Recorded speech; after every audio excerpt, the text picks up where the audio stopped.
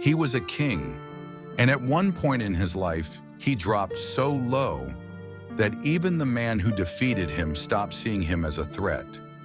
According to later accounts, he once tasted that man's waist and told him he would recover, and he was right. That was the moment everything changed. In the south of ancient China, there were two states, Wu and Yue. They were so close that distance didn't exist. You walk a little too far, you're already in someone else's land. And when two countries live like that, they don't stay peaceful. They fight. For years, Wu and Yue fought each other, back and forth, until one battle ended it. 494 BC, the Battle of Fujiao. It didn't turn slowly. It collapsed. The army of Yue broke apart. Men ran before they were ordered.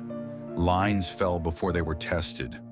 By the time it was over, what remained of Yue was barely a state, and its king had nowhere left to go, except one place, Mount Quiji.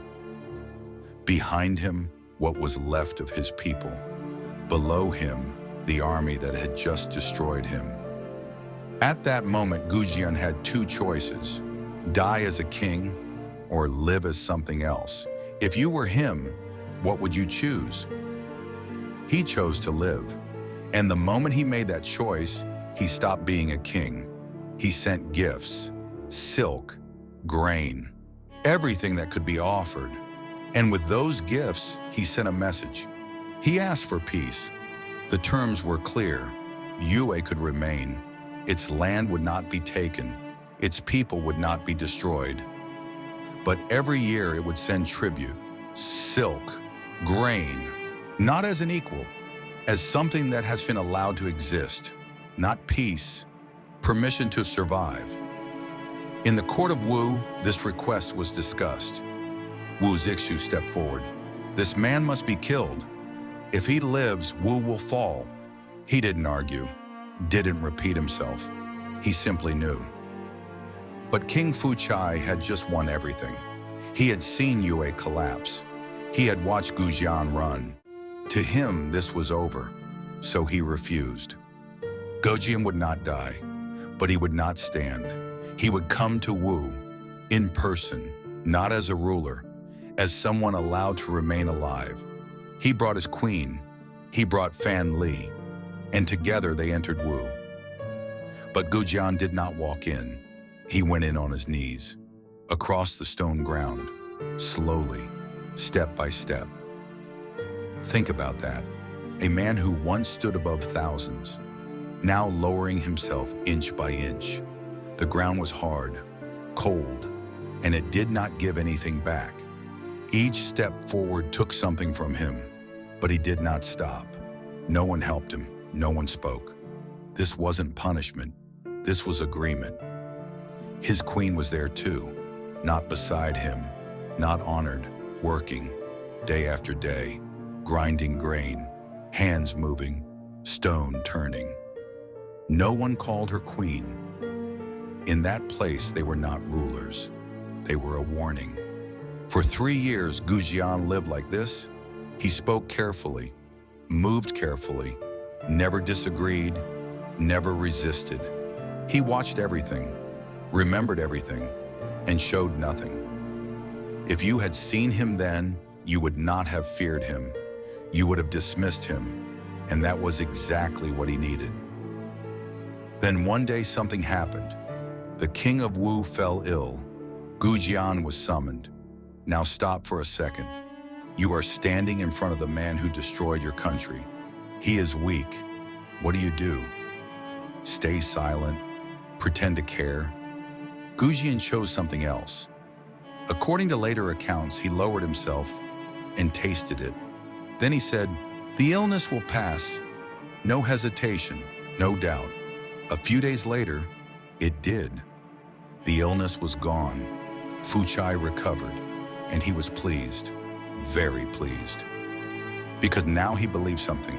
This man, this defeated king, was no longer dangerous. No one who still had ambition would go that far. But someone in that court never believed it. Wu Zixu watched, and he spoke again. This man has not submitted. He is waiting. Once, twice, 3 times. You know what happens when someone repeats the same warning? People stop listening. Fuchai turned away. Instead, he trusted someone else. Bo Pi, a man who accepted gifts, a man who reassured him, a man who said exactly what he wanted to hear. Yue is nothing. Eventually, Wu Zixu stopped being a warning. He became a problem. And then, he was ordered to die. There are different accounts of what he said at the end. But one story remained. He asked for his eyes to be left behind, so he could watch. Watch how Wu would fall. No one listened. And with that, Wu lost the only man who understood what was coming.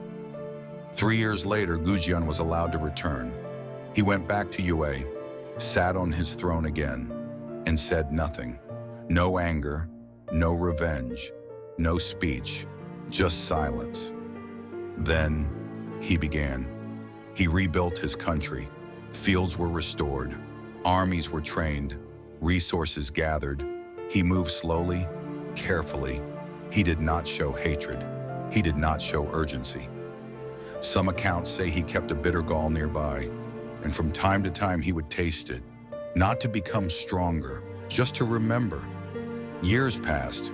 Wu grew confident.